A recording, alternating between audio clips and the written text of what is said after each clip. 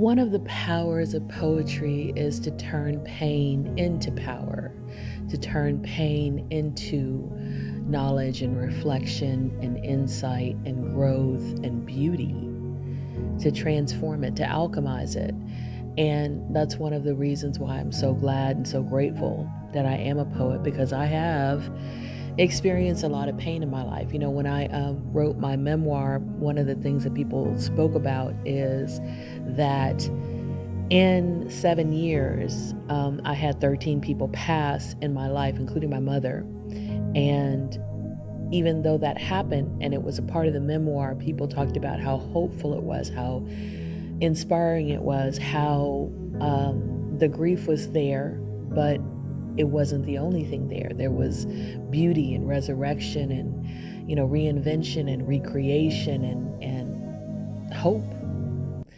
And this poem reflects that.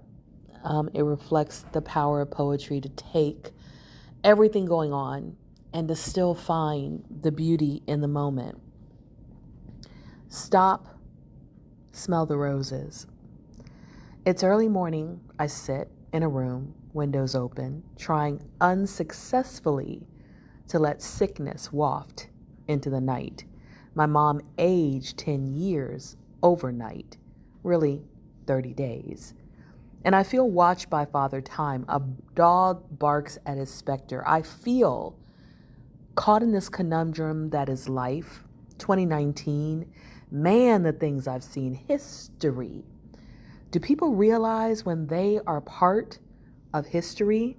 Or does it only sink in when someone names something? Black Lives Matter, Occupy Wall Street, the Harlem Renaissance, the Beat Poets, Neo Soul. Were they too wrapped in the everyday to recognize history unfolding in and around them? The wind changed, life moved on, yet differently, subtly. I sit each weekend in rooms of art, music, comedy, poetry, canvases bursting with color, and think, someday, someone will name this too. An open mic every day has to be some kind of record. Maybe they'll call it the indie explosion or some new fancy ism, a way to deal with the schism of a revolt against the cataclysm caused by racism, automation, and social media cynicism. Life moves fast. Some days blur together. Yet when I sit in a room of art, I stop and smell the roses. So I'd love for you to check out my other poems, check out my podcast, Zenergy, Zennurgy. Please check out my 5 books on Amazon. I have 2 poetry prose memoirs, a children's book, a guided journal, and an undated planner.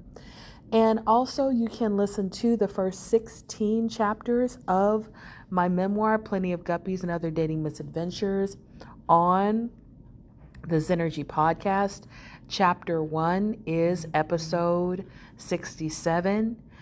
Also, each one of the chapters of my memoir, there's 26 in the first book, they have a 1-word title, and they also have a lesson at the end of each of the chapters.